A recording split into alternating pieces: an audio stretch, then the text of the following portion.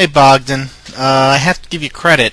This is actually the first 5 a.m. interview where I'm the one being interviewed. Granted, it's not really 5 o'clock, but it's pretty darn close. So I am accepting your interview request, and I hope to answer to the best of my ability what this is. I decided it would be easier to talk it out than it would be to type it out, because I edit everything that I type. If I send out something formal, I'll probably be ridiculously jumpy about it all day, and I have other things that I need to focus on. But as for your interview, your first question, you have achieved a Congress seat for another month. How long are you planning to remain in the active and decisional community of Singapore? Well, thank you for congratulating me indirectly on another successful election. As for remaining in the active and decisional community, really the only answer to that is to keep being reelected. When I do make my decisions, I try to make them in the best interest of Singapore, eSingapore. But in regards to lately, I have been making lulz proposals regarding a natural enemy with Malaysia. I have explained this before. It's mostly 60% boredom and 40% they screwed us over with Peninsular Malaysia, going back to my presidency. But mostly it's out of boredom. But when the going gets tough and the serious issues come up, I do take a front seat to it. In the past, I started out as a Minister of Security, and then from there I ran for Congress, and then eventually I worked my way up to President, where I helped defend Singapore from Malaysian imperialism.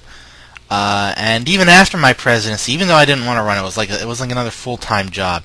Even though I didn't want to run for president, I did run for Congress, and during the Johnny Danger administration, I was active in the decision-making process in regards to the agreement between eSingapore and eMalaysia, which goes back to what I said earlier about the natural enemy proposals: 60% boredom, 40% pissed off.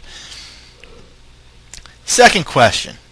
From past Singapore presidencies you remember, which president or country president term got your admiration the most, and why?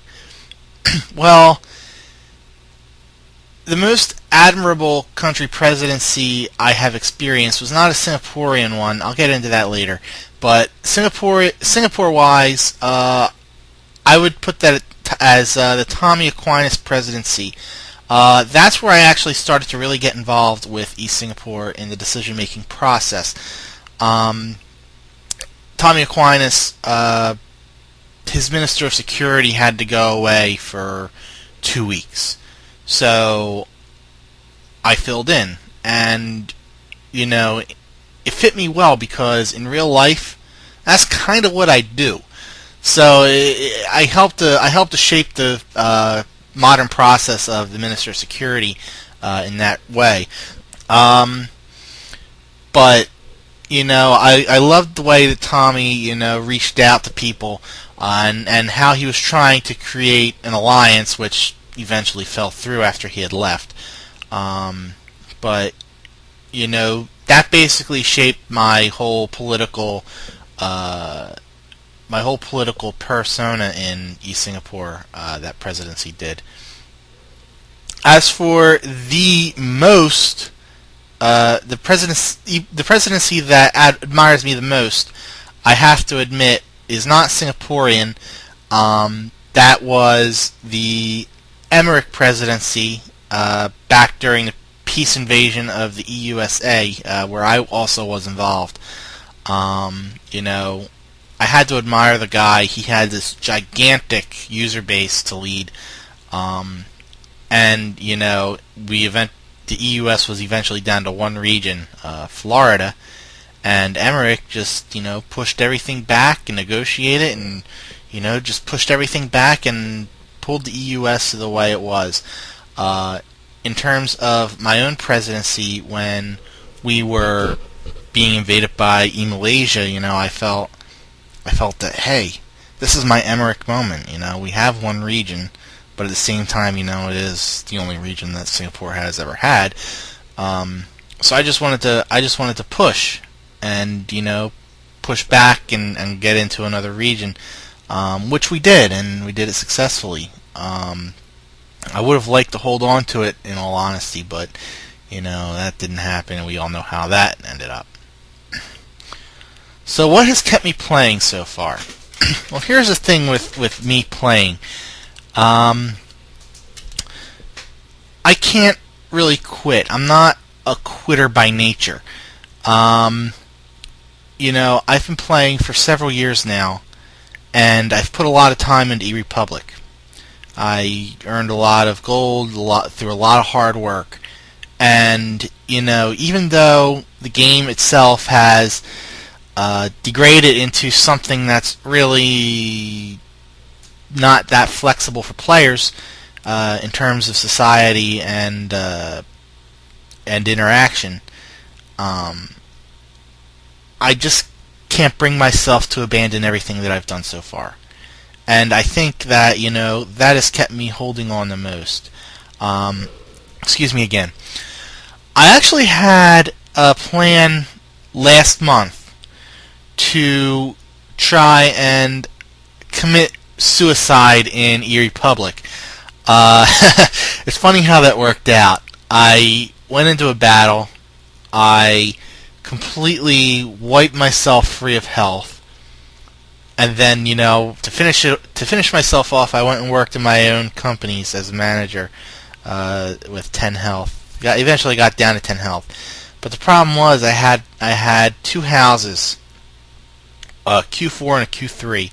The Q3 only had 3 days left, and the Q4 wasn't new, or rather, it was only a few days old. I had used 3 days on that. And I was trying to get rid of them, trying to sell them, trying to trade them, trying to get rid of them so I couldn't recover health the next day, and game mechanics wouldn't allow me to do that. So, because of that, I'm still around. I was hoping to go out and kind of blaze of glory. Oh, ABC died in battle. Well, that ain't happening. So yeah, I'm still around. I'm going to keep playing. Another thing that keeps me in eSingapore is the community. We have had an active community in the past. However, lately I'll admit it's been kind of lagging. I think that might be because of people not liking the new changes and just leaving altogether or going to other countries. I know a lot of the people that I started out with here in eSingapore, such as Liz, Buthaya, they're gone now.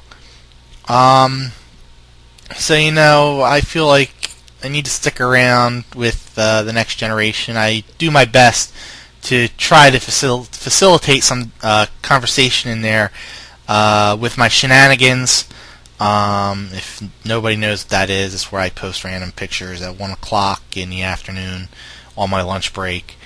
And I do my best, but I'm only one person, can't be around all the time. And do my best. As for any other comments I'd like to make,